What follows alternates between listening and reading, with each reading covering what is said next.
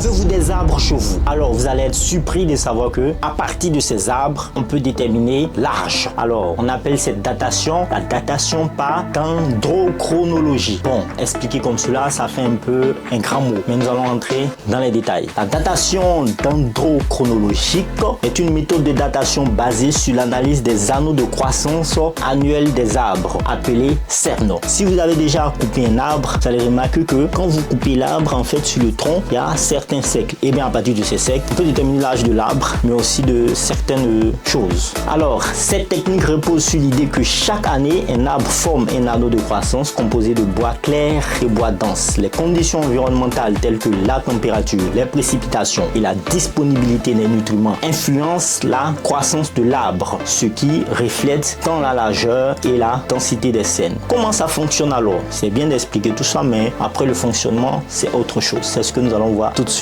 La première étape ici, c'est la collecte des échantillons. Qu'est-ce qui se passe? Des carottes de bois sont prélevées sur des arbres vivants ou des vestiges archéologiques en bois. Donc, si vous avez un très vieux bois ou encore une très vieille statue faite en bois, on prélève des échantillons là-dessus. Les échantillons doivent être bien préservés pour permettre une analyse précise. Ensuite, nous allons passer maintenant à l'analyse des cernes. Les cernes sont observées sous un microscope pour examiner les variations dans la largeur et la densité. Chaque cerne représente une année de croissance de l'arbre. Les cernes larges indiquent les conditions de croissance favorables, tandis que les cernes étroites indiquent des conditions difficiles. La troisième étape ici, c'est la construction des séquences chronologiques. En comparant les cernes de différents échantillons, les chercheurs peuvent construire des séquences chronologiques continues, appelées des séquences dendrochronologiques. Ces séquences peuvent remonter sur plusieurs milliers d'années. Il faut maintenant faire la corrélation entre les différents calendriers. Qu'est-ce qui se passe à ce niveau-ci? Il se passe que en associant les séquences dendrochronologiques avec les calendriers historiques ou des dates continues, les chercheurs peuvent établir une correspondance entre les années calendaires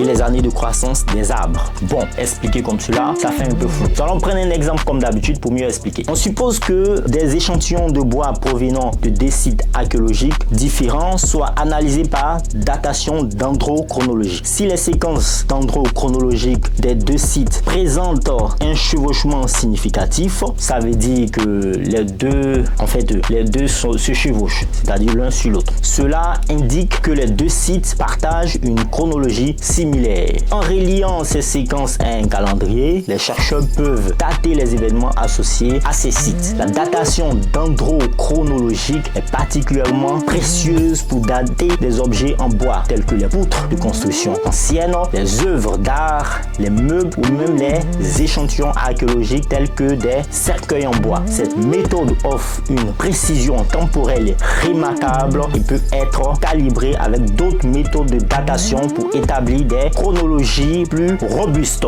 Merci de nous avoir suivis. Vous savez maintenant à quoi ça sert la datation dendrochronologique. N'hésitez pas à vous abonner à la chaîne Science et Culture TV. Faites le plein de savoir. Peace out.